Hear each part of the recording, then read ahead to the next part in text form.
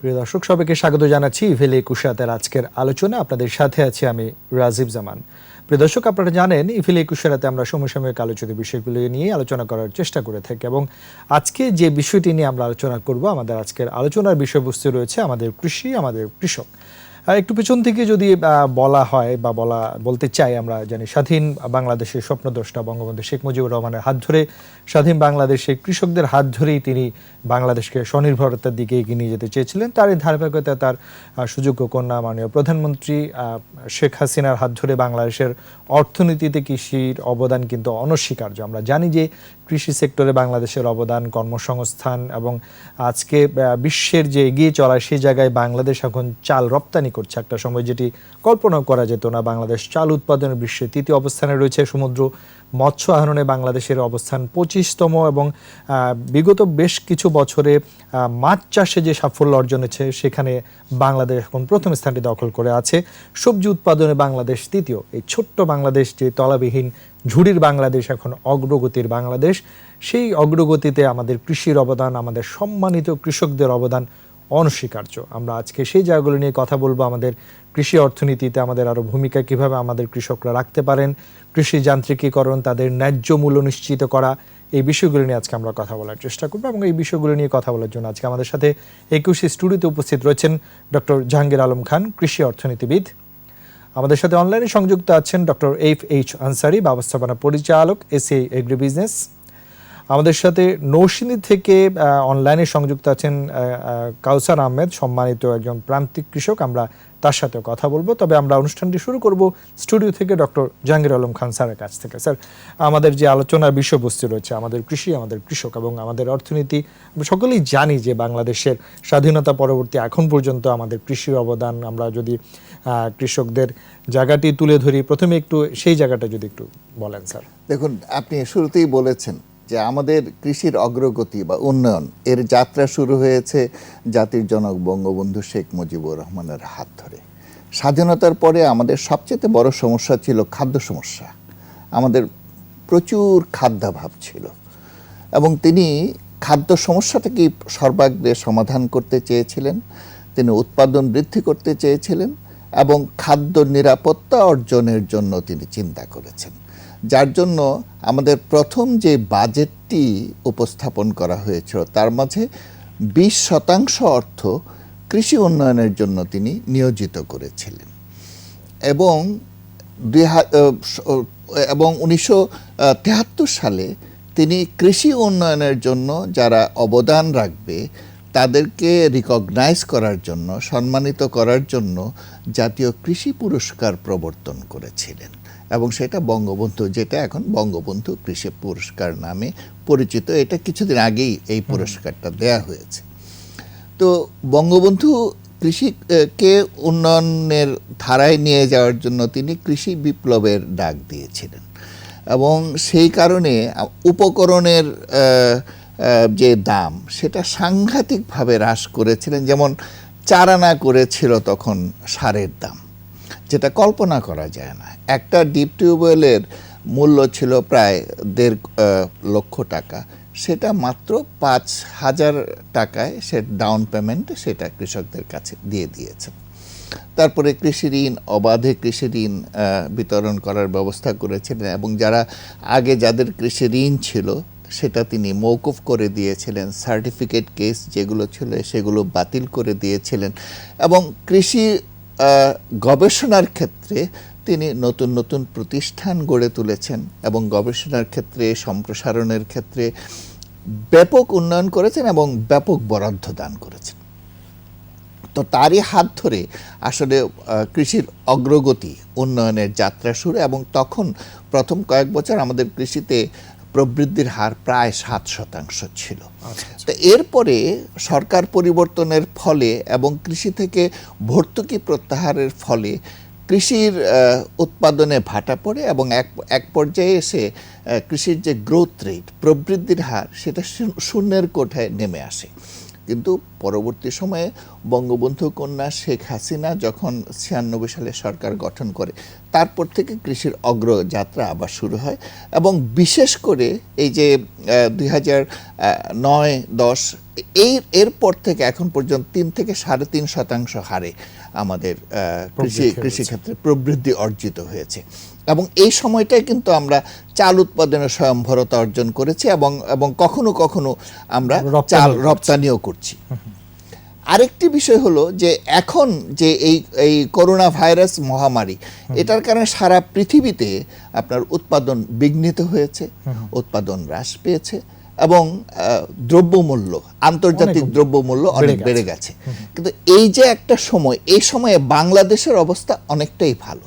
বাংলাদেশে কিন্তু আমাদের খাদ্য সমস্যা দেখা যায় নাই এবং আমাদের উৎপাদন হ্রাস পায় নাই, বরং উৎপাদন বৃদ্ধির যে অগ্রযাত্রা সেটা অব্যাহত আছে। বঙ্গবন্ধু কন্যা বলেছেন যে 1 ইঞ্চি জমিও যাতে পতিত না থাকে, তিনি সেটার জন্য আহ্বান জানিয়েছেন এবং ব্যাপকভাবে উৎপাদন বৃদ্ধির জন্য তিনি আহ্বান জানিয়েছেন এবং সেই সঙ্গে সঙ্গে সেটাকে বাস্তবায়ন করার জন্য তিনি উদারভাবে সহায়তা প্রদান করেছেন। তো এই পর্যায়ে আমাদের সবচেয়ে বেশি যে অর্জন, সেটা হলো আমরা চালের উৎপাদনের ক্ষেত্রে আমরা যথেষ্ট এগিয়ে গেছি, ভুট্টা উৎপাদনের ক্ষেত্রে আমরা যথেষ্ট এগিয়ে গেছি, আলুর উৎপাদনের ক্ষেত্রে আমরা এগিয়ে গেছি। আপনার শাকসবজির কথা বলেছেন, যেটা চীন এবং ভারতের পরে আমাদের স্থান, একটা ছোট দেশ অথচ অনেক বেশি উৎপাদন আমরা করছি। তারপরে এছাড়াও মৎস্য উৎপাদন এবং আমরা পশু সম্পদ খাতে আপনি যদি চিন্তা করেন, তাহলে আমরা দেখব যে আমাদের মাংস উৎপাদনে আমরা স্বয়ংভরতা অর্জন করেছি। আমরা এবং অনেক ডেভেলপ, পোল্ট্রি খাত তো অনেক ডেভেলপ করেছে, অনেক ফ্লারিশ করেছে পোল্ট্রি খাত। এবং সেই সঙ্গে আমাদের ডিমের উৎপাদনে এখন আমরা স্বয়ংভর। কাজেই আমরা এমন কোনো খাত নেই যেখানে আমরা আমাদের উন্নয়নের ছোঁয়া লাগে না এবং অগ্রগতি খুব দ্রুতভাবে এগিয়ে যায়।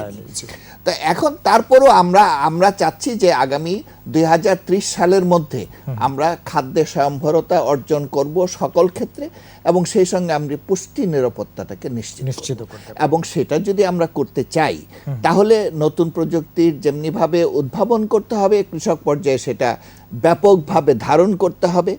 আমাদের উপকরণ সহজে সুলভ মূল্যে কৃষকের কাছে পৌঁছে দিতে হবে। আমাদের কৃষকদেরকে আপনার যান্ত্রিকীকরণে উদ্বুদ্ধ করতে হবে, যেটা ইতিমধ্যেই এটা প্রায় 3000 কোটি টাকারও বেশি একটা প্রকল্প নেওয়া হয়েছে, যেখান থেকে কৃষি যন্ত্রপাতি 50 থেকে 70% ভর্তুকি মূল্যে কৃষকদেরকে প্রদান করা হচ্ছে। এবং ইদানিংকালে কিন্তু আমাদের এই যে ফসল কাটার ক্ষেত্রে যে সমস্যা, আগে যে মানে শ্রমিক পাওয়া যেত না, শ্রমিকের সংকট, এই সংকটটা এবার কিন্তু দেখা যাচ্ছে না। কাজেই কৃষি যান্ত্রিকীকরণেও আমরা অনেক দূর এগিয়ে গেছি। সবচেয়ে বড় সমস্যা সেটা হলো যে আমাদের কৃষকের ন্যায্য মূল্য নিশ্চিত করতে হবে। এখানে আমাদের অনেক কাজ করার আছে এবং এটা আমরা এখন এটার জন্য আমাদেরকে সরকারকেও করতে হবে এবং আমাদের যারা কৃষকরা আছেন তাদেরও এখানে কাজ করার আছে। সবাইকে সম্মিলিতভাবে কাজ করতে হবে যাতে করে কৃষক ন্যায্য মূল্যে তার পণ্য বিক্রি করতে পারেন। আমরা আপনার সঙ্গে আলোচনায় ফিরব। ডক্টর এফ.এইচ. আনসারী আছেন আমাদের সঙ্গে, ব্যবস্থাপনা পরিচালক, এসি এগ্রি বিজনেস। অনেকদিন ধরেই আমাদের এই সেক্টর নিয়ে কাজ করছেন। আমরা যেটি নিয়ে আজকে আলোচনা করছিলাম যে আমাদের কৃষি, আমাদের কৃষক এবং আমাদের অর্থনীতিতে অবদান, সে জায়গায় আমরা স্যারের মূল্যবান বক্তব্য শুনছিলাম। আপনার কাছ থেকেও শুনবো যে আমাদের অগ্রগতির কথা, সেই সাথে আমাদের এগিয়ে যাওয়ার কথা। আমরা অ্যাকচুয়ালি কৃষিতে তো যথেষ্ট এগিয়েছি, স্যার যেটা বলছিলেন, এবং এটি অ্যাকচুয়ালি বাস্তব। আমাদের যেটা করতে হবে এখন, আমাদের গতিটাকে আরো বাড়াতে হবে। গতি এই কারণে বাড়াতে হবে যে কৃষি তো অ্যাকচুয়ালি এটা তো বাংলাদেশ তো গ্লোবাল ভিলেজের একটা অংশ। তো কৃষি তো বাইরে বিভিন্ন দেশের সাথে কম্পিট করছে। আপনারা দেখবেন রাস্তাঘাটে যে ফল পাওয়া যায় তার অধিকাংশ ফলই কিন্তু বিদেশি ফল। হয়তো এখন আমের সিজনে একটু আমটা বেড়েছে। আমরা দেখতে পাচ্ছি কিছু কিছু সবজি বিদেশ থেকে আসা শুরু হয়েছে। আমরা যদি দেখি প্যাকেট ফুড, কৃষিজাত প্যাকেট ফুড, এগুলো কিন্তু প্রচুর পরিমাণে কিন্তু ডিপার্টমেন্ট স্টোরগুলোতে ভরে যাচ্ছে। আমরা যদি দেখি অন্যান্য যে সমস্ত ভ্যালু এডেড কৃষি, সেগুলো কিন্তু আসছে। তাহলে কি করতে হবে আমাদের কিন্তু এই জায়গা থেকে আরো স্পিড দিয়ে অনেক দূরে আগাতে হবে। আমাদের প্রযুক্তিগত উন্নয়ন করতে হবে এবং এটার জন্য আমাদের রিসার্চ ইনফ্রাস্ট্রাকচার লাগবে। আমাদের দেশে কিন্তু জাতীয় প্রতিষ্ঠান আছে, অনেক নামকরা প্রতিষ্ঠান, এগুলো যথেষ্ট ভালো করছে, কিন্তু একটা জিনিস মাথায় রাখতে হবে যে কৃষিতে আজকে সবজি, যেখানে আমরা প্রায় 90% সবজির বীজ কিন্তু প্রাইভেট সেক্টর থেকে আসছে, গমের বীজ, ভুট্টার বীজ প্রায় 90% কিন্তু প্রাইভেট সেক্টর থেকে আসছে। আমি এই দুটো এক্সাম্পল দিলাম এই কারণে যে এগুলো হলো প্রাইভেট সেক্টরের সক্ষমতা, কিন্তু এটা স্থানীয় সক্ষমতা নয়। এগুলো দেশের বাইরে এই সমস্ত জাতগুলো উদ্ভাবিত হয়েছে এবং এই সমস্ত উদ্ভাবিত জাতগুলো বাংলাদেশে এনে লোকালি কিন্তু কন্ডিশনিং করে সেগুলোকে কৃষককে দেওয়া হচ্ছে। ইদানিংকালে প্রাইভেট সেক্টর কিছু ইনভেস্টমেন্ট করেছে, যার কারণে সবজি বীজও লোকালি ব্রিড হচ্ছে এবং হাইব্রিড সবজি বীজও করছে। তাহলে কি করতে হবে, আমাদের দেশে কৃষিকে যদি আরো বেশি গতি দিতে হয় তাহলে আমাদের এখানে ইনভেস্টমেন্ট লাগবে। আমাদের যথেষ্ট ইনভেস্টমেন্ট হয়েছে বিভিন্ন জায়গাতে, স্যার যেটা বলছিলেন, তবে কৃষিকে গতি দিতে হলে আমাদের রিসার্চে অনেক বড় ইনভেস্টমেন্ট লাগবে। একটা ইনভেস্টমেন্ট লাগবে আমাদের যে পাবলিক সেক্টরে যেসব প্রতিষ্ঠান আছে, এইসব প্রতিষ্ঠানের কার্য পরিধি বাড়ানো এবং এসব প্রতিষ্ঠানগুলোকে গতিশীল করতে গেলে তাদেরকে যে সমস্ত রিসোর্স লাগবে সেটা পর্যাপ্ত পরিমাণে দিতে হবে। অ্যাট দ্য সেম টাইম আমাদের কৃষিতে, আমাদের খামারে যে সমস্ত আমাদের মানে বৈজ্ঞানিক সাপোর্ট লাগে, অর্থাৎ রিসার্চ সাপোর্ট লাগে, সেসব জায়গাতে কিন্তু আমাদের প্রাইভেট কোম্পানির ক্যাপাসিটি বিল্ড করতে হবে, যাতে করে প্রাইভেট কোম্পানিও এসব জায়গাতে রিসার্চ করতে পারে। সুবিধা হলো এই, সারা পৃথিবীতে কিন্তু যা ইনভেস্টমেন্ট হয়েছে রিসার্চে 75% কিন্তু প্রাইভেট সেক্টর করেছে। বাংলাদেশে সেই অনুপাতটা একটু অন্যরকম। তাহলে কি করতে হবে, প্রাইভেট সেক্টরকে উৎসাহিত করতে হবে এবং উৎসাহিত করতে হলে সরকার তো প্রচুর ভর্তুকি দিচ্ছেন কৃষককে। সেক্ষেত্রে আমি মনে করবো যে একটা ফান্ড ক্রিয়েট করা, যে ফান্ডের মাধ্যমে প্রাইভেট সেক্টর এ সমস্ত লোন অ্যাক্সেস করবে। 25টা 30টা 50টা প্রাইভেট সেক্টরকে লোনগুলো দিতে হবে এবং 10 বছর পরে টাকাটা ফেরত দেবে। সুবিধা হবে এই, প্রাইভেট সেক্টরের পক্ষে অনেক সুবিধা যে বাহির থেকে জান প্লাজও নিয়ে আসতে পারবে, আইদার কিনে নিয়ে আসবে অথবা আপনার রয়্যালটি বেসিসে নিয়ে আসবে, যেটা খুব সহজে আনা সম্ভব, যেটা সরকারের পক্ষে টিপিক্যাল। তাতে হবে কি, দ্রুত কিন্তু টেকনোলজি বাংলাদেশে চলে আসবে এবং কম্পিটিটিভ হবে। কৃষকের জন্য সুবিধা হবে যে ইল বেড়ে যাবে, স্বাদ বেড়ে যাবে এবং ডিফারেন্ট এই যে ভ্যারিয়েবল এনভায়রনমেন্টে এইসব সবজি বলি, আমরা ফল বলি বা অন্যান্য আপনার মুরগি বলি, মাছ বলি, গরু বলি, এগুলো কিন্তু এগুলো কিন্তু উৎপাদন দিতে পারবে। ফলে কৃষকের একদিকে ক্ষতি যেমন কম হবে, অন্যদিকে প্রোডাক্টিভিটি বেড়ে যাবে এবং ফলে হবে কি উৎপাদন খরচ কমবে এবং এটা খুব কম্পিটিটিভ হবে। আর স্যার যেটা বলছিলেন আরেকটা জিনিস, সেটা যেখানে খুব বেশি কাজ করা আছে সেটা হচ্ছে পোস্ট হারভেস্টে, অর্থাৎ সেখানে কিন্তু খুব ইম্পর্টেন্ট। কারণ পোস্ট হারভেস্টে যদি আমাদের ক্যাপাসিটি থাকে তাহলে সুবিধা হলো যে কৃষক যদি রেখে বেচতে পারে তার বার্গেনিং পাওয়ার বাড়বে, তখন সে কিন্তু তার ন্যায্য মূল্যটা পাওয়া খুব সহজ হবে। 2 নম্বর হলো আমরা যা উৎপাদন করলাম পানি দিয়ে, সার দিয়ে, ইলেকট্রিসিটি খরচ করে, সেটা কিন্তু থ্রো করতে হবে না, নষ্ট হবে না, সেগুলো কিন্তু এসব জায়গায় রাখা যাবে। এই দুটো জিনিস কিন্তু খেয়াল করতে হবে। আর 3 নম্বর হলো ইদানিংকালে যে সমস্যা হয়েছে মারাত্মক, যেটা হলো আপনার জবলেস হয়েছে, দেশের বাইরে থেকে মানুষ এসছে, শহর থেকে গ্রামে মানুষ চলে গেছে। আমাদের দেশে শিক্ষা প্রতিষ্ঠানের পেনিট্রেশন অনেক হাই, তাদেরকে কাজ দিতে হবে। সেক্ষেত্রে কৃষি একটা জায়গা যেখানে ইমিডিয়েটলি কাজ থেকে রিটার্ন পাওয়া সম্ভব 3 থেকে 4 মাসের মধ্যে। এদেরকে কাজ দিতে হলে আমি মনে করি যে আমাদের এখানে একটা উদ্যোক্তা ফাউন্ডেশন করা দরকার, কৃষি উদ্যোক্তা ফাউন্ডেশন, যেখান থেকে সরাসরি এই সমস্ত যুবকেরা লোন নিতে পারবে এবং তারা এই টাকাটা কিন্তু আপনার হারভেস্ট ফেরত দিতে পারবে। এরকম একটা ফাউন্ডেশন হলে সুবিধা হলো এই, ব্যাংকের সমস্ত কিন্তু তারা যেতে পারে না, কারণ তাদের কোলাটারাল দেওয়ার মতো অ্যাবিলিটি নাই, ব্যাংকের ফর্মালিটি আলাদা। তাহলে হবে কি, তারা আপনার কৃষি যন্ত্রপাতি কিনে সার্ভিস প্রোভাইড করবে, এসব জায়গা থেকে লোন নিয়ে শাক সবজি উৎপাদন করবে, ফল উৎপাদন করবে, মুরগি উৎপাদন করবে, মাছ উৎপাদন করবে, অথবা ছোট ছোট রিটেল শপ করতে পারবে। এই 3টা জিনিসের প্রতি যদি আমরা খেয়াল করতে পারি তাহলে হবে কি, কৃষি আগিয়েছে এটা আরো গতি পাবে এবং এগিয়ে যাবে। জি, আপনাকে ধন্যবাদ। আমরা আপনাদের সঙ্গে আলোচনায় ফিরবো, তবে আমি এই মুহূর্তে যিনি আমাদের সাথে অনেকক্ষণ জোরে সংযুক্ত আছেন, জনাব কাউসার আহমেদ, একজন সম্মানিত প্রান্তিক কৃষক নরসিংদী থেকে আমাদের সাথে যুক্ত আছেন, তার সাথে একটু কথা বলবো। জনাব কাউসার, আপনি নিশ্চয়ই আমাকে শুনতে পাচ্ছেন? জি। কাউসার সাহেব, আমাদেরকে একটু বলবেন যে এই যে আপনি সারা বছর ধরে এই সবজি উৎপাদন করেন, কি কি ধরনের সবজি উৎপাদন করেন? আসলে আমি সবজি উৎপাদন করি বেগুন, কালো বেগুন লম্বাটা এবং কালো বেগুন গোলটা। করি লাউ, জালি, ঢেঁড়স, এই আপনার বটবডি, এগুলি করি। আচ্ছা, আমরা প্রথম তো স্যার যে বক্তব্যটা দিয়েছেন আমি ভালোভাবেই শুনছি। আসলে আমরা কৃষি অফিস থেকে আমরা সবকিছুই পাই, মানে পরামর্শ যেটা আছে পাই। পাওয়ার পরে দেখা যায় যে আমি বিষমুক্ত সবজি উৎপাদন করি, আমার কৃষি অফিসার বলছে যে আপনি বিষমুক্ত করেন, তো আমি বিষমুক্ত করি, তবু বিষ লাগে। তারা বলে যে আপনি একটু বিষ দেন। বাজার থেকে আমরা বিষটা যেটা পাইতেছি এটা আসলে সঠিক মাত্রায় পাইতেছি না। আচ্ছা, আচ্ছা। আহ, অতিরিক্ত মানে হয় অতিরিক্ত দিতে হইতেছে, নয়তো বা এটা কাজই করতেছে না। হুম, হুম, হুম। এক, যেমন আমরা রাসায়নিক যখন দেই, যে সার আছে, ফসফেট আছে, পটাশ আছে, এগুলিও আমরা 2 নম্বর পাচ্ছি। 1 নম্বর 100% আমরা পাইতেছি না। তারপর দামও দিতে হচ্ছে। এখন যদি আমাদের স্যার এবং সরকার যদি আমাদেরকে কৃষি অফিসের মাধ্যমে যেভাবে আমাদেরকে উদ্বুদ্ধ করতেছে, হুম, হুম। তারা যদি ঠিক সেভাবে যদি আমাদেরকে এটাও যদি আমাদেরকে দেয়, তাহলে আমাদেরকে একটু ভালো হবে। আচ্ছা, আচ্ছা। যেমন আমি ধান করতে গিয়া ধানে আমার অনেক কিছু লাগে, স্যার বলছে যে কৃষক এখন ধান কাটার মেশিন পাচ্ছে। আসলে আমরা তো পাচ্ছি না। মানে সেটা আমাদেরকে শুরু যেভাবে হয়েছে, বলছে, সেটা হয়তো একযোগে সব জায়গায় হ্যাঁ, যাচ্ছে না, ধীরে ধীরে হয়তো বা যাবে। যাচ্ছে না, জি। ঠিক ঠিক আছে, কিন্তু আমরা তো এইভাবে পাচ্ছি না। এখন আচ্ছা, আমরা যদি হয় তাহলে হয়তো বা আমরা আরেকটু উপকৃত হব। আচ্ছা, আচ্ছা, এবারে মেশিন দিয়ে ধান কাটছে, আমাদের কাছ থেকে নিচ্ছে 3,000 টাকার উপরে, 3,500 টাকা। আচ্ছা, আচ্ছা। তা আমাদের কৃষক তো এভাবেই যাচ্ছে। হুম, হুম, হুম।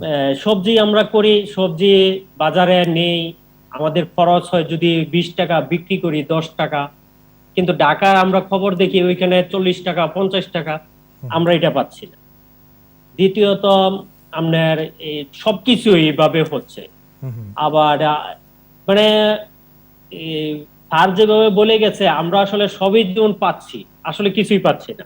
আচ্ছা। এখন দ্বিতীয়ত স্যার আবার বলছে যে প্রাইভেট সেক্টর যাদেরকে যদি ঋণ দেওয়া হয় তারা হয়তো বা আরো উন্নত করতে পারে। তাদের মাধ্যমে আসলে কৃষকরা ঋণ আমরা, পেতে পারেন। হ্যাঁ, আমরা পেতে পারি। আমি আরডিএ তে ট্রেনিং করছি, আমাদেরকে বলছে, সার্টিফিকেট দিছে, আপনারা রেন্ট পাবেন, কৃষি রেন্ট পাবেন, আপনারা এটা নিয়ে চলতে পারেন। আমাদেরকে এইগুলি এলাও হয় নাই। হুম, হুম। আমি বার্মি কম্পোস্ট করছি, আমি 3 বছরের উপরে, 3 বছর উপরে দেখা যায় কিছু কিছু কৃষক ছাড়া আর কিছু ছাদ বাগানি ছাড়া আমার এই বার্মিসটা চলে না। আবার চাচ্ছে লাইসেন্স কোথায় আপনার। আমরা আচ্ছা, তাদেরকে আচ্ছা। বললেও তারা বলতেছে লাইসেন্স কোথায়। হুম, হুম, এখন কৃষি অফিস থেকে যেসব লোকগুলি আমার কাছে পাঠাচ্ছে হুম, হুম। তারাই হয়তোবা আমাদেরকে নিতে পারছে, বাজারজাত আমি করতে পারছি না। আচ্ছা, আচ্ছা। এটা হলো আমাদের সময়। এখন আমি কৃষি অফিসে বলছিলাম যে আমাদেরকে লাইসেন্স দেন, হুম, হুম। আমরা লাইসেন্সটা দিলে হয়তোবা আমি বাজারে বিক্রি করতে পারবো, যেটা বার্মি কম্পোস্ট, কেঁচু সার যেটা। আচ্ছা, আচ্ছা। হ্যাঁ, আমাদেরকে এই সুবিধাটা দিলে হয়তোবা আমার ব্যক্তিগতটা যে আমি উপকারিত হব।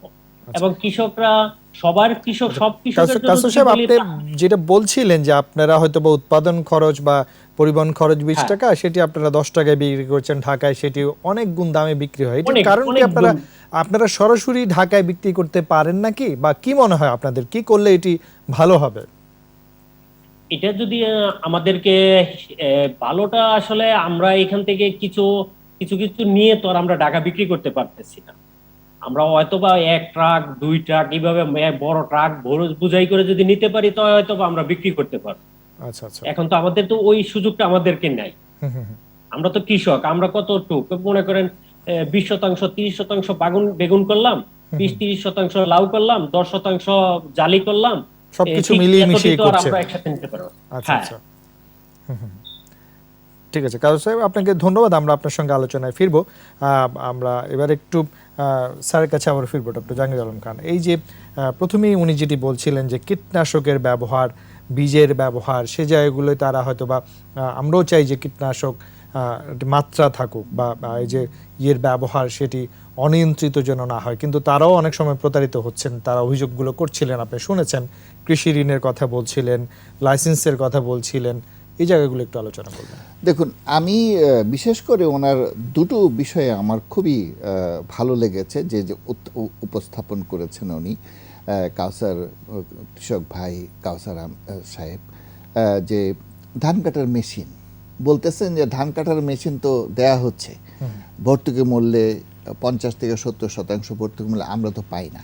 কথাটা সঠিক, কারণ হয়তো 15 জন 20 জন অ্যাপ্লাই করে সেখানের মধ্যে হয়তো 4 জন 5 জন পায়। তার কারণ হলো যে আমরা যে ভর্তুকির পরিমাণটা নির্ধারণ করেছি এটা তো খুব বেশি না।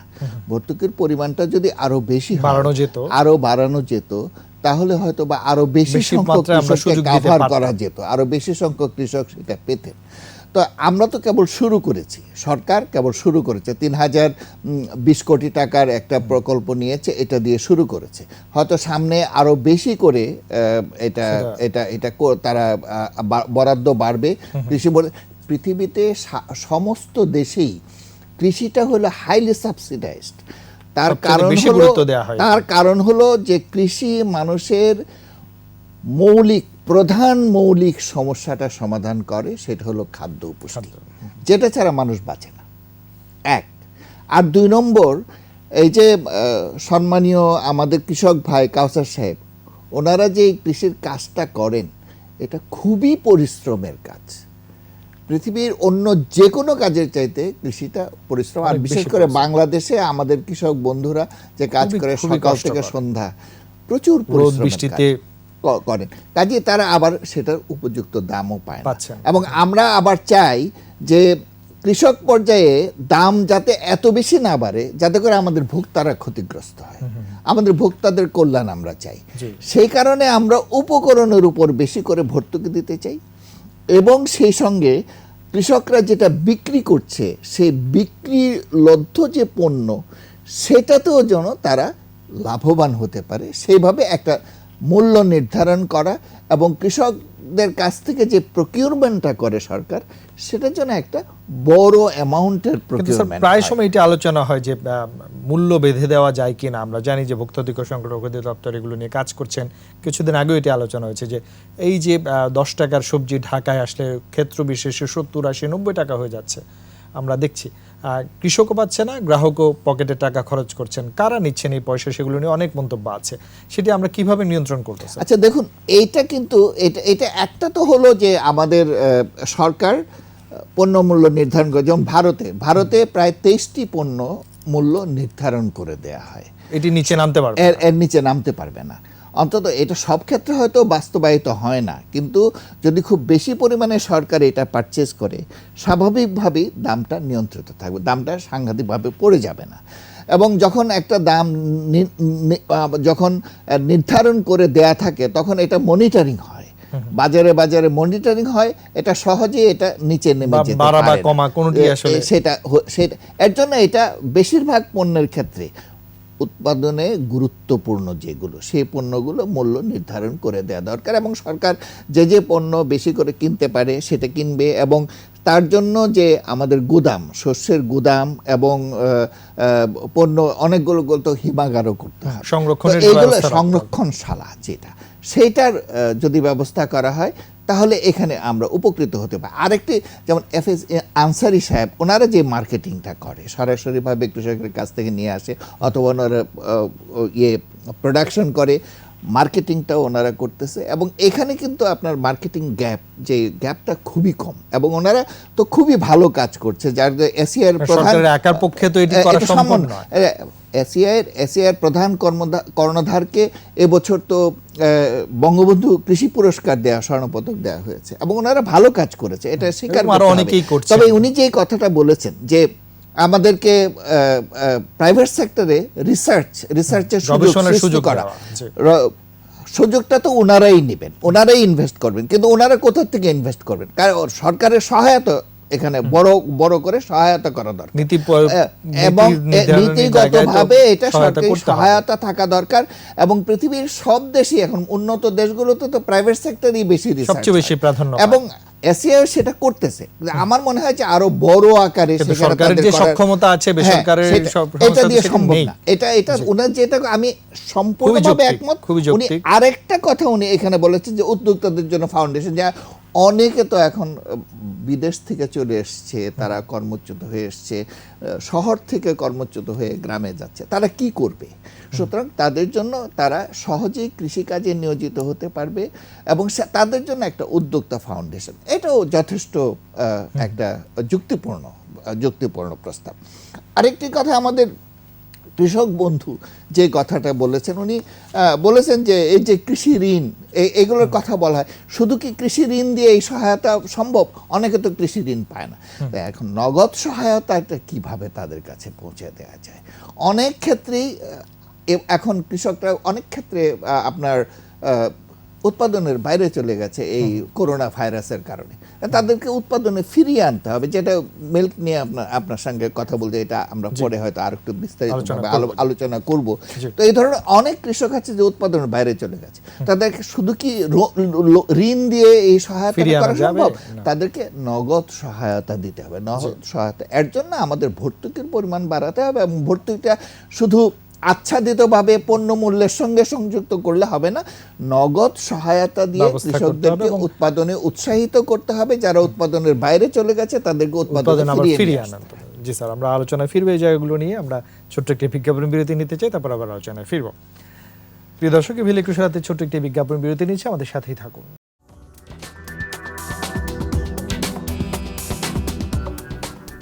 প্রিয় দর্শক, আবার সবাইকে স্বাগত জানাচ্ছি ইভিল একুশের রাতের আজকের আলোচনা। বা বিরতির আগে আলোচনা করছিলাম আমাদের অর্থনীতিতে আমাদের কৃষক ভূমিকা, আমাদের কৃষকদের ভূমিকা, তাদের জন্য আমরা কি করতে পারি, সেই সম্ভাবনা জায়গাগুলো নিয়ে আমরা কথা বলছিলাম। এবারে আমরা আমাদের সাথে এই মুহূর্তে সংযুক্ত হচ্ছেন পাবনা ঈশ্বরদী থেকে আমাদের সম্মানিত একজন প্রান্তিক কৃষক জনাব আবুল হাশেম। আমরা তার কিছু বক্তব্য শুনতে চাইব। জনাব আবুল হাশেম, আপনি নিশ্চয়ই আমাকে শুনতে পাচ্ছেন? জি আবুল হাশেম, আমরা একটু জানতে চাইবো যে আপনি কি কি ধরনের কৃষি পণ্য সাথে সম্পৃক্ত আছেন বা কি ধরনের পণ্য উৎপাদন করেন? আমি উৎপাদন করি ভাই মাছ, মুরগি এবং গরু এবং সবজি। আচ্ছা আচ্ছা, তো সেক্ষেত্রে কতদিন ধরে এই পণ্যগুলো আপনি উৎপাদন করছেন এবং সেগুলো কিভাবে করছেন?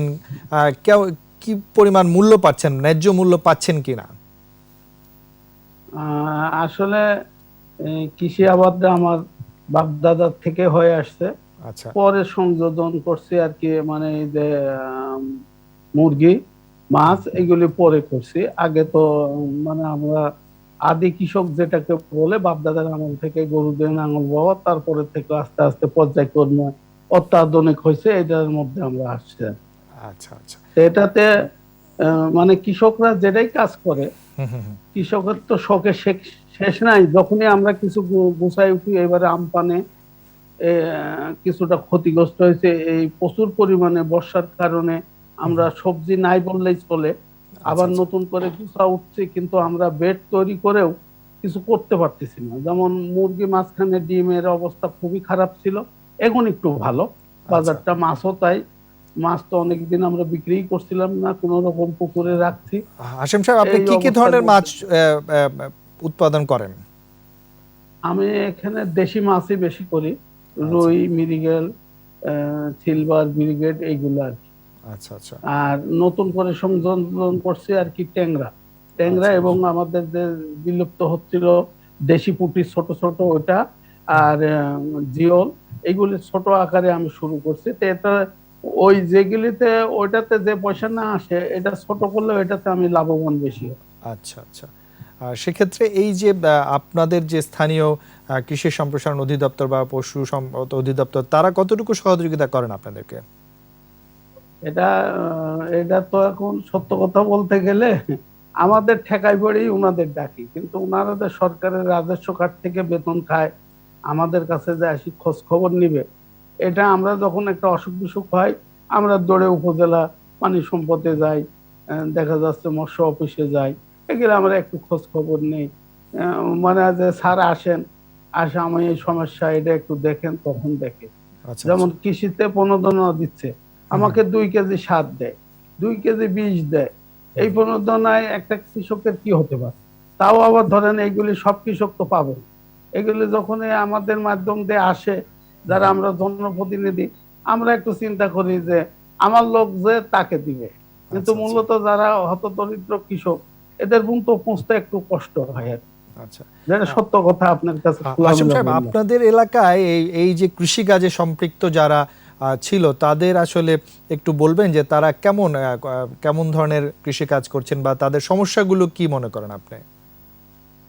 সমস্যা হলো বাজার ব্যবস্থাটা আমাদের নেই। আমরা উৎপাদন করি, যেমন আমরা যে আমার পাবনা জেলাতে যে পেঁয়াজ হয়, আমরা সারা বাংলাদেশে 2-3 মাস চলাইতে পারি, আচ্ছা এত পেঁয়াজ হয়। যখন আমার পেঁয়াজটা উঠে তখন ইন্ডিয়ান ইম্পোর্ট আসে, ইম্পোর্ট আসার কারণে আমার পেঁয়াজটা তখন না দাম, তখন আমার কৃষক ক্ষতিগ্রস্ত হয়ে যাচ্ছে। ওই ওই পেঁয়াজটা তখন আর সে তার ওই কৃষি আবাদের উপর আগ্রহ হারাই ফেলছে। যেমন আমার ঈশ্বরদীতে প্রচুর পরিমাণে গাজর হয়, যখন আমার গাজরটা উঠে ইম্পোর্টের গাজরটা আসি বাজারটা শেষ করে দিল, আমার কৃষক তখন ক্ষতিগ্রস্ত হয়ে যায়। এইবার যে মূলা হয়েছিল, মানে তা বলার মতো না, কিন্তু এই বর্ষায় এত ক্ষতিগ্রস্ত হয়েছে, মাঠ নষ্ট হয়ে গেছে, আমি বিক্রি করতে পারি নাই। আর বেশিরভাগ কৃষকই এনজিওর কিস্তি নিয়ে নেয়, কৃষি ব্যাংকে গেলে তখন ওই জমির দলিল দাও, ওদের মাধ্যমে আবার পার্সেন্টেজের ব্যাপার থাকে, এত 1 লাখ টাকা দিব, আমাকে 20,000 টাকা দিতে হবে। আচ্ছা আচ্ছা, এই কারণে এনজিওর থেকে সহজে নিয়ে এনজিওর কিস্তিও নিয়ে আমার কৃষকরা একটা বিভ্রান্তির মধ্যে ক্ষতিগ্রস্ত হচ্ছেন। ক্ষতিগ্রস্ত। আচ্ছা আচ্ছা আচ্ছা, সেক্ষেত্রে আপনি ডেইরি ফার্মের কথা বলছিলেন, ন্যায্য দাম না পাওয়ার কারণে অনেক সময় অনেকেই কষ্টে পড়ে এগুলো নষ্ট করে ফেলছেন, কেন ন্যায্য মূল্য পান না আপনারা কি নষ্ট, মনে করেন? অনেক অনেক অনেক বন্ধ হয়ে গেছে, জি জি, ঋণগ্রস্ত হয়ে গেছে, এনজিওর কিস্তি তো আর বসে থাকে না, আচ্ছা তখন সে অটোমেটিকলি দেউলিয়া হয়ে যাচ্ছে।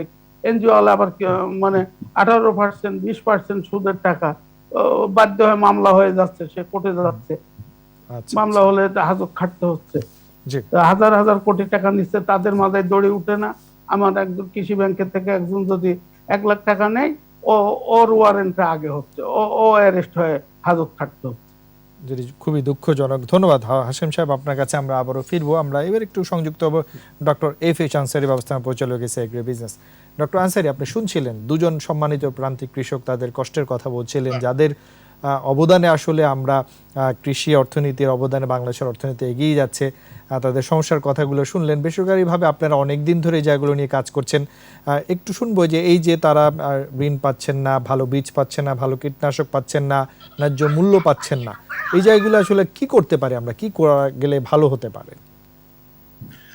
জনাব কাউসার সাহেব কিন্তু বলেছেন যে পেস্টিসাইডের কোয়ালিটি নিয়ে প্রশ্ন আসছে, ফার্টিলাইজারের কোয়ালিটিতে প্রশ্ন আছে। অ্যাকচুয়ালি বাংলাদেশে এই পেস্টিসাইডের ব্যবসাটা আজ থেকে 40 বছর আগে শুরু হয়েছে। ফার্টিলাইজার অনেক আগে থেকে আছে এবং ফার্টিলাইজারটা সেলও হচ্ছে।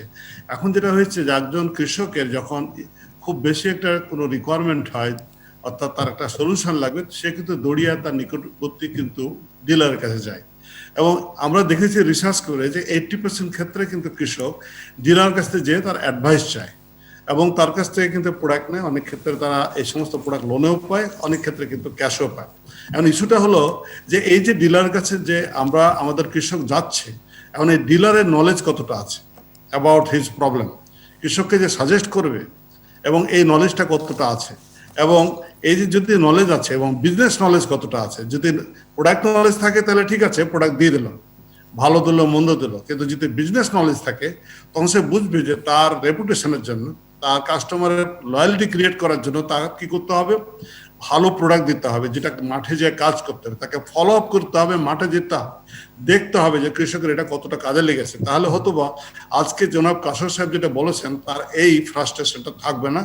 এটার জন্য যেটা করতে হবে, প্রাতিষ্ঠানিকভাবে আমাদের সম্প্রসারণের একটা অংশ হিসাবে এই সমস্ত ডিলারদেরকে ভালো ট্রেনিং দিতে হবে, এন্টারপ্রেনারশিপ ট্রেনিং দিতে হবে। যে দেখো, there are two type of marketing, active marketing and passive marketing. Active হলো লোক আসবে, তুমি যা ইচ্ছা দিবা, মানে অ্যাক্টিভ হলো লোক আসবে, তাকে সাপোর্ট দিবে এবং সাপোর্ট দেওয়ার পর ফলো আপ করবে। আর প্যাসিভটা হলো তোমার কাছে কাস্টমার আসবে, তোমার যা ইচ্ছে তা দিবা। আমরা কোনোভাবেই আমরা আশা করবো না এটা করবে একটা ডিলার, সেক্ষেত্রে এই ট্রেনিংটা খুব দরকার। আনসারী সাহেব, এইখানে একটু আমি বলতে চাই যে এই ধরনের অভিযোগ আপনিও পান যে একেবারেই ভুয়া কীটনাশক, ভুয়া বীজ বা মানহীন বীজ, মানহীন কীটনাশক ব্যবহার করে কৃষক ক্ষতিগ্রস্ত হচ্ছেন, ডিলার হয়তো বা লাভ হচ্ছে, এগুলো কে নিয়ন্ত্রণ করবে?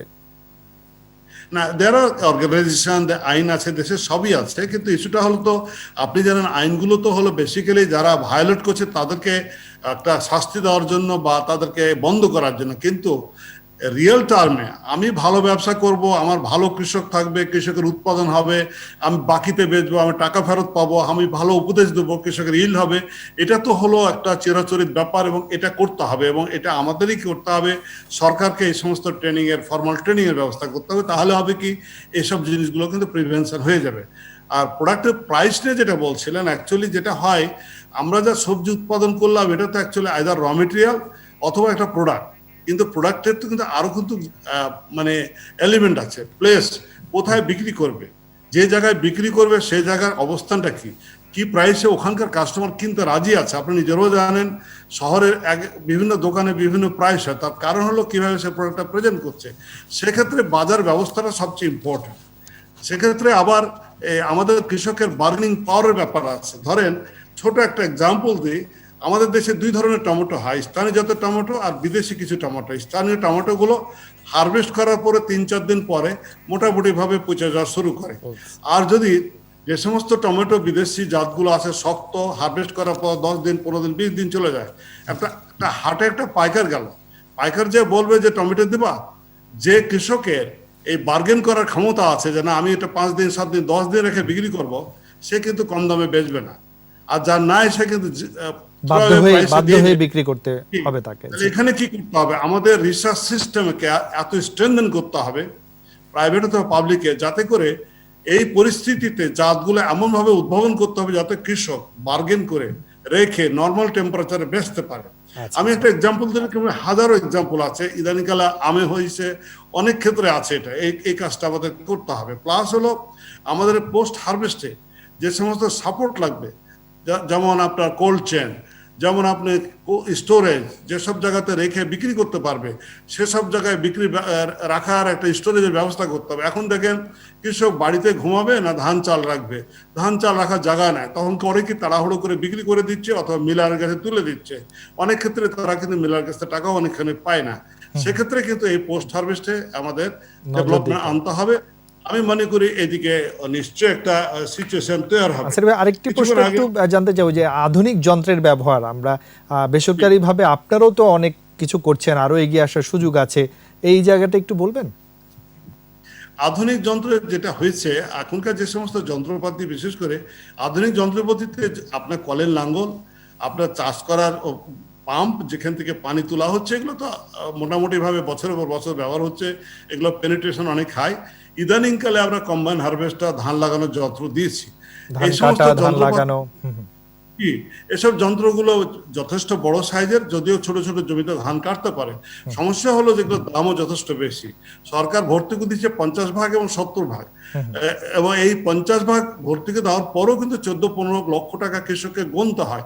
অনেক ক্ষেত্রে কোম্পানিগুলো এগুলো কিন্তু 3-4 লাখ বা 5 লাখ টাকাতে কিন্তু কিস্তিতে দিয়ে দিচ্ছে। কিন্তু আমি মনে করি স্যার যেটা বলছিলেন, এসব যন্ত্রগুলোকে যদি ভর্তুকি বাড়িয়ে দেওয়া হয় 80% লেভেলে, তাহলে কি হবে, আপনার আমাদের দেশের কৃষক করবে কি, হয়তো 1-2 লাখ টাকা কোম্পানিকে দিল, আর বাকি 6-7 লক্ষ টাকা বাকি থাকলো, 1-2 বছরের টাকাটা শোধ করলো। এক্ষেত্রে আমি মনে করবো যে আমরা যেহেতু শুরু করেছি এবং শুরু করার পরে আমরা বেনিফিটটা দেখতে পাচ্ছি, সবাই অ্যাপ্রিসিয়েট করছে, বিজ্ঞানী অ্যাপ্রিসিয়েট করছে, প্রফেসর অ্যাপ্রিসিয়েট করছে, ফার্মারও এর বেনিফিট পাচ্ছে। সেক্ষেত্রে আমি মনে করি সরকারও এদিকে দৃষ্টি রাখবে এবং এ সমস্ত হিসাব নিকাশ করে খেয়াল করে এই ভর্তুকিগুলোকে আরো বাড়িয়ে দেওয়া যেতে পারে। জি, তখন হবে কি, আমাদের প্রান্তিক চাষিরাও একসাথে হয়ে কিন্তু এসব যন্ত্রপাতি নিতে পারবে এবং সুফল পাবে। ধন্যবাদ। আমরা শেষ দিকে চলে এসেছি আলোচনার। জনাব কাউসার আহমেদ, একজন সম্মানিত প্রান্তিক কৃষক, নরসিংদী থেকে আমাদের সাথে সংযুক্ত আছেন। কাউসার সাহেব, শেষ দিকে চলে এসেছি আলোচনার, যেটি দিয়ে আলোচনা শেষ করতে চাইব, আমরা চাই আমাদের কৃষিতে আমাদের কৃষকদের যে অবদান সেটি আরো বাড়ুক। আপনারা যারা দীর্ঘদিন ধরে এই সুনামটি অক্ষুণ্ণ রেখেছেন, আপনাদের সেই জায়গাটা আমরা অবশ্যই আরো বাড়াতে চাই। সেটি আসলে আরো কি কি করলে আপনারা আরো ভালো করতে পারবেন বলে মনে করেন? ধন্যবাদ প্রথম স্যার এবং দ্বিতীয় স্যার। আমাদেরকে যে ব্যাপারটা বলছেন যে আমরা আসলে বালু বীজ পাচ্ছি না, এটা বালু নামি দামি আমরা বীজের প্যাকেট আছে, আসলে আমরা যখন এটা রোপণ করি দেখা যায় বালু ফলন আসে না। এটা হয়তো বা আমাদের উপজেলা যে কৃষি অফিসার আছে তাদের হাতে যদি সরকারি ভাবে কোনো আমরা যদি বীজটা পাই তাহলে আমাদের জন্য ভালো হবে। যেমন দ্বিতীয় স্যার আমাদেরকে বললো যে যেটা মেশিনের ব্যাপারে, ধান কাটার ব্যাপারে, যে আমাদেরকে যে ভর্তুকি আরো বেশি করে দিয়ে আমাদেরকে যদি দেয়, বাকি যে টাকাটা আছে আমরা দিতে পারবো, এটা যদি আমাদেরকে আরো সুন্দর করে দেয় তাহলে আরো বেশি ভালো। সরকারের কাছে একটাই আবেদন যে আমরা কৃষকরা যখন আমরা বিদ্যুতের লাইন চাই তখন আমাদেরকে দেয় না, কারণ বলতেছে এখন আর নেই। বিদ্যুৎ অফিসে গেলে বলতেছে নেই, তাহলে আমরা বিদ্যুৎ লাইনটা সেচের জন্য কিভাবে নিব? আমাদের তো দরকার, আমরা কোথায় থেকে পানি আনবো? হয়তো বা হাতের টিউবওয়েল দিয়ে আমাদের হয় বাগুন খেতে দেওয়া হচ্ছে, নয়তো বা আমাদের টালে দেওয়া হচ্ছে, এইভাবে কষ্ট করে দেওয়া হচ্ছে। জি জি। এখন আসেন আরেকটু বলি, যেমন আমাদের লকডাউন, আমরা এখন সবজি গেছে বছর পুরা লকডাউনে আমার বেগুন অনেক আলা দিলে অনেক হয়েছে, এইগুলি আমি বাজারে নিতে পারি নাই, এ গর্তে ফেলে দিয়েছি, কিছু বাজারে দিছি, কিছু বিক্রি করা হচ্ছে বাজারে, আর বাকিগুলি বাজারেই ফেলে দিয়ে আসছি। এখন আমরা কৃষকরা আবারও লকডাউন কাল থেকে এখন আমাদের যাই আছে, আমরা এটা কি করব? জি আমরা তো ঘর থেকে যখন বাইরেতে না পারবো, আমরা কৃষকরা কিভাবে এটা বাজারে নিব জি। এবং কাউসার বাজারে কাউসার বিক্রি আহমেদ, করব? এখানে কিন্তু সরকার সরাসরি বলে দিয়েছে যে কৃষি পণ্য কিন্তু এর আওতার বাইরে থাকবে, সেটি অবশ্যই আমরা জানি পরিবহন ঠিক চলবে। আছে, ঠিক আছে, আমরা আশা আমি করব সেই ভাই, জায়গা এই এলাকার যারা দায়িত্বে আছেন সেগুলো তারা ইনশিওর করবেন। আর দামের ব্যাপারটা একটু বলবেন যে কিভাবে আরো ন্যায্য মূল্য আপনারা পেতে পারেন ছোট করে।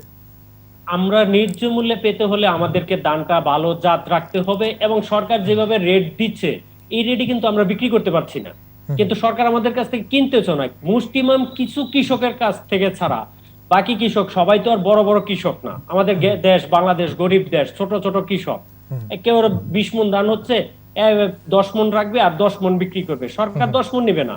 কেউ 5 মণ বিক্রি করবে, সে 5 মণ নিবে না, তাকে 20 মণ 30 মণ 40 মণ এইভাবে নির্ধারণ করে দাও।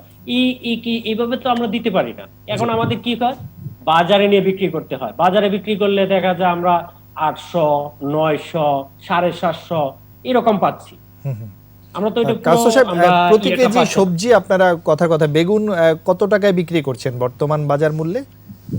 বর্তমান একদম ভালোটা আমি বিক্রি করতেছি 35 থেকে 40 টাকা, 30 টাকা।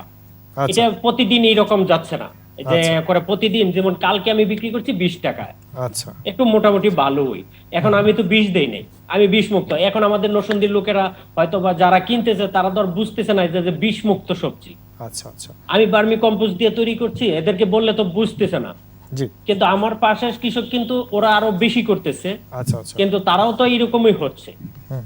কিন্তু এই যে এখন এই আমরা বেগুনি যে ঢাকায় আসলে 80 টাকা হয়ে যাচ্ছে, সেটি তো আপনারাও পাচ্ছে না, ভোক্তাও বেশি দাম দিচ্ছে, সেটি আসলে দিচ্ছে। কমিয়ে আনার জন্য সরাসরি আপনাদের থেকে কেনা গেলে আপনারা বলছেন যে এটি কমানো যাবে, এই তো? হ্যাঁ, আমরাও কিছু উপকৃত হতাম, যারা খেত তারাও উপকৃত হতো। জি, ধন্যবাদ কাউসার আহমেদ, আপনাকে অনেক ধন্যবাদ। আমরা আবারও একটু পাবনা, আমাদের যে সম্মানিত প্রান্তিক কৃষক ঈশ্বরদী পাবনা থেকে সংযুক্ত আছেন আবুল হাশেম, আপনার কাছ থেকে একটু জানতে চাইবো যে এই যে আমরা অবশ্যই চাইবো আমাদের কৃষিতে আপনাদের যে অবদান, একেবারে পূর্বপুরুষ থেকে আপনারা সেই অবদান রেখে আসছেন, ভবিষ্যতে আপনার সন্তানরা অবশ্যই কৃষি অর্থনীতিতে অবদান রাখবেন। সেটি করতে গেলে আসলে ন্যায্য মূল্য পেতে হবে, আপনাদেরও ভালো বীজ কীটনাশক সরবরাহ করতে হবে। এই জায়গাটা আপনারা কি প্রত্যাশা করেন, কিভাবে সম্ভব সেটি? আমি প্রত্যাশা করি আমার একজন শ্রদ্ধেয় বড় ভাই স্যার এবং আমার একজন কৃষক মুরব্বী, ওনারা বলছে, ওনাদের সঙ্গে আমিও একমত, যে বাজার ব্যবস্থা দেখেন যদি না হয়, ভোক্তা মানে কৃষক কাঁদছে, ভোক্তা হাসছে, আমরা এর মধ্যেই আসছি। এই যে বাজারটা আমরা পাচ্ছি না। আমার একটা ছোট ধারণা, আমি ঢাকাতে ঘুরে দেখছি, ঢাকা মসজিদের সহ প্রত্যেকটা মসজিদেরই সামনে কিন্তু একটু জায়গা থাকে। শুধু কারণ বাজারে আমরা নিয়ে গেলে আমাদেরকে যেভাবে বন্ধ মানে আমি ট্রাক পাঠালাম, দেখা যাচ্ছে যে আমার সেই খরচ গাড়ি ভাড়া বা এগুলি দিয়ে, এই যদি সরকারি ভাবে যে প্রত্যেক মসজিদে সকালবেলা যদি সামনে একটা করে প্রত্যেক মহল্লা এলাকায় যদি আমাদের কৃষক সরাসরি ওই টাকায় নিয়ে যায়, যদি মালটা বিক্রি করতে পারে 1 ঘন্টার জন্য, তাহলে দেখা যাচ্ছে আমরা আমাদের ন্যায্য মূল্য বাজার পাবেন, ব্যবস্থাটা আমরা ভোক্তারাও ঢাকাতেই কম দাম সুন্দর পাবে। করে পারবো। প্রত্যেকটা জায়গায় ছোট ছোট জায়গা থাকে, এটা একটা চিন্তা আনতে পারেন। যেহেতু আমরা মূর্খ মানুষ, সত্য বুঝি না, আপনাদের মতো বুদ্ধিজীবী না, তা আমার ঢাকাতে ঘোরার পর এরকম একটা আইডিয়া আসছে যে কারণ বাজারে যেটা ভিড় করে, এটা যদি প্রত্যেকটা মসজিদেরই বারান্দার সামনে একটু জায়গা থাকে, সিটি কর্পোরেশনের মাধ্যম দিয়ে পরিষ্কার করে দিল, 1-2 ঘন্টা দিল, দেখা যাচ্ছে যে আমার কৃষক ওই 2 বস্তা মাল নিয়ে ওখানে ঢাললো, বিক্রি করে তার মতো চলে গেল, এটা পরিষ্কার করে দিল, তাহলে সেই মহল্লার লোক একটু কমে পেল, আমিও কৃষক 2টা পয়সা বেশি পেলাম। এরকম ধরনের চিন্তা, বাজার ব্যবস্থা যতদিন না হবে কৃষকের কোনোদিনই ভালো আসবে না। এখন আমাদের কোনো কর্ম নাই, বাপদাদার আমল থেকে এগুলো করি, চাকরি বাকরির মধ্যেও আমরা যাইতে পারি না, বাধ্য হয় এটা করা লাগে নিজের খাবার বাঁচার তাগিদে। কিন্তু আমরা সরকারকে যে খাদ্য যোগান দেয়, আপনি ভাই ঢাকাতে থাকেন, আমরা যদি আবাদ বন্ধ করে দেই, একটা পর্যায়ে আপনাদের টাকা থাকে কি, আপনার টাকা খায় বেঁচে থাকবেন? বেঁচে অবশ্যই। থাকতে পারবেন না। ধানের খরচ হয় আমার 800 টাকা, আমার বিক্রি করতে হয় 700 টাকা, 750 টাকা। এখন ধানের দাম বাজার বেশি, কিন্তু বড় বড় যারা কোটিপতি অটোমিল, তাদের কাছে ধান চলে গেছে, আমার কৃষকের ঘরে তো না, আমার তো রাখার জায়গা নেই। যেমন এর আগে আমি অনেক ইয়েতে বলছি যে প্রত্যেকটা উপজেলায় যদি একটা করে অত্যাধুনিক সবজি কোল্ড স্টোর এবং ধান চাল সংরক্ষণ যে গোডাউনে সাধারণ কৃষক 2 মণ 5 মণ যদি তাদের ব্যবস্থা থাকে, আমার মনে হয় এটা করলে আমরা কৃষকরা উপকৃত হব, এই আর কি। জি, ধন্যবাদ। অনেক ধন্যবাদ আবুল হাশেম সাহেব। আমরা ডাঙ্গি স্যারের কাছে যাব। স্যার, একেবারে শেষ দিকে আমরা ঘুরে ফিরে যে জায়গাটায় দামের পার্থক্যটা দেখলাম, যে 20 টাকার বেগুন ঢাকায় আমরা 70, 80, 90 টাকা, ক্ষেত্র বিশেষে আরও অনেক বেশি হয়ে যাচ্ছে।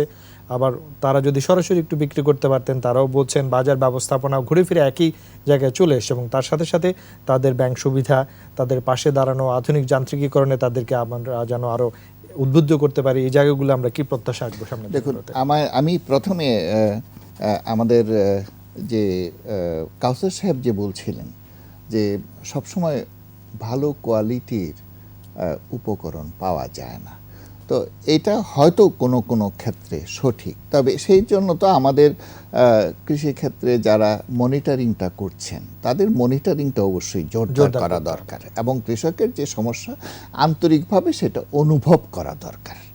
আরেকটি বিষয়, আমাদের যে সম্মানীয় কৃষক হাশেম সাহেব যেটা বললেন, যে আমাদের যে কৃষক কর্মীরা আছেন বা কৃষি অফিসাররা আছেন, তারা যেমনি মাঠে যাবেন, আবার কৃষক বন্ধুর যখন কোনো সমস্যা, সেই সমস্যা নিয়ে তারাও কৃষি অফিসারের কাছে যাবেন। আমি এমন কোনো ঘটনা শুনি নাই যে কৃষি অফিসারদের কাছে গেছেন বা আমাদের যারা ভেটেরিনারিয়ান আছেন তাদের কাছে তাদের পশু পাখির সমস্যা নিয়ে গেছেন, কিন্তু সমাধান হয়নি, এই ধরনের কোনো দৃষ্টান্ত নাই। কাজে তারা যেমন যাবেন,